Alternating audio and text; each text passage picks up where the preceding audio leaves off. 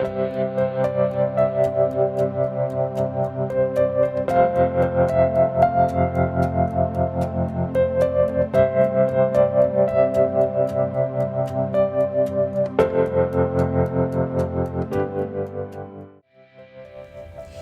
we, in our last segment, just talked about the type of women that can be at risk based on their ancestry.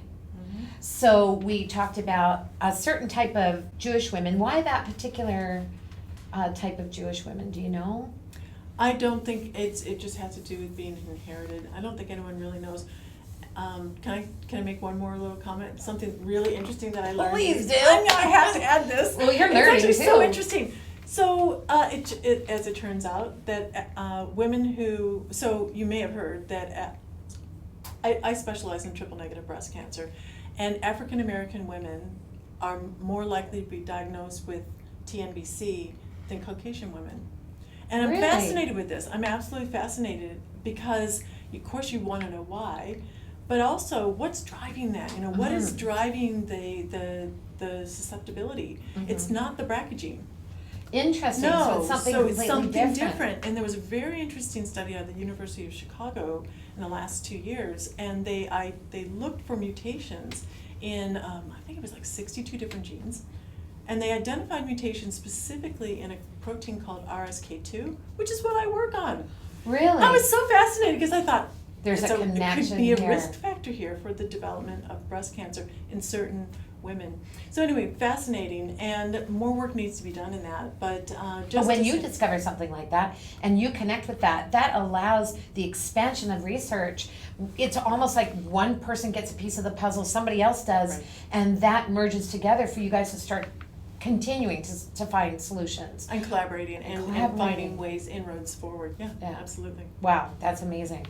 Now, looking here, wow, that's amazing. But still, no fear, women, because all it is when you hear that as a risk factor, go get yourself tested. Go to your family doctor, ask them, what is it that I need to do to be tested for these particular genes?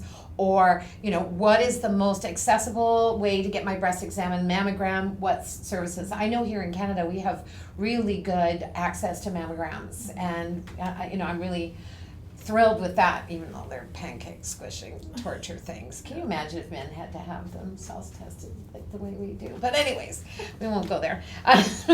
So let's talk about, because women are afraid. They're afraid when they hear it. I think for me as a human, thank God at this point I haven't. But if I was, fear strikes your heart. It's got to just strike you in your heart immediately, especially if you're a mom with children. The first thing you can think of is, I'm taking care of my kids here. I don't want to have to deal with this. So we're not going to frighten people. We're dealing with the reality. And I think when we talk about it, we reduce all those fears because we're becoming informed. So what is the leading cause of death for women in breast cancer? What is the leading cause? The leading cause is late detection. I'll be honest. Interesting. And I think, but I want to put it out there because I want to talk about the fear factor. Yes. We have come a long, long way in breast cancer therapeutics. A long way. Do you remember the slogan, "We've come a long way, baby"? Yes. We have. And you know, the outcomes for women, I've been in this field for 3 decades. And the outcomes for women has improved so much, so much. We are now looking at odds of beating breast cancer, so 5-year survival rates are hovering around 90%. Wow. Yeah. Wow. That's Wow, remarkable. that's really high. I think that's U.S. statistics. I think we're about 83% here in Canada. But the point that I think the take-home message is that it's not a disease that we used to think of as a death sentence. It's something that is becoming a manageable disease for a lot of women. It's something that if it's caught early, because we have better detection than we ever, and awareness and education, and also women taking the stand and being really proactive. That all makes a big difference. That all makes a really big difference. So the catching it early, the new therapies that we have, the targeted therapies for hormone positive breast cancer, for if you had HER2 positive breast cancer, there's therapies for that, and even for BRCA genes now we have what's called a PARP inhibitor. So one by one we are marching through and we're finding solutions for women, and so there's a lot of really great research that is coming forward and materializing into better outcomes. So the early detection through the different diagnostic procedures we have, as well as self-examination. In dense breast material, probably mammograms are more recommended than self-examination. Would that be correct? Because if it's dense, or can you still feel it in dense I would do tissue? both, always. Well, a woman Absolutely. knows her own Yeah, breast, yeah, yeah. right? Yeah, You so can feel when something changes in your well, body. and it can be missed. It can be missed either way, and so I just think if you have 2 checks, it's better than one. Right. Yeah. Oh, that's definitely. excellent. So let's talk about a statement where we've got a couple of these women that are discussing, Christina says, there are molecular tests that used to guide decision making as well as oncotype diagnosis and mammal print. So she's basically asking why the chemo and what these different tests are.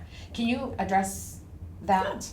Yeah, and so I think oftentimes women say, oh, you know, the word chemo, just like, oh, you know, this is going to be hell, and it is different than it used to be, for sure, and some women want to avoid it altogether, and it's always that scary thing of like, do I forego it or not? But there are genetic tests that Oncotype DX, for example, is a test. There's a test that was developed more recently called Prosigna, and it's again another molecular test that's used. So it's for early stage breast cancer, stage 1, stage 2, and it'll help doctors to sort of weigh the odds of can we forego chemotherapy or not. Right. Yeah. So we're getting smarter with genetic testing, with molecular testing, with being able to look at the cancer and really look at it from all different sides, Which to is understand it. Which is hopeful for women, very Absolutely. hopeful for women. So in our next segment, we're gonna get into some conversation about some more questions that women are asking that they've sent to us. Basically the things that they want to eliminate and eradicate that fear from themselves, and find out what other kinds of things they can do to feel empowered in their own health, in their own success in their health. And we'll take care of that in our next segment coming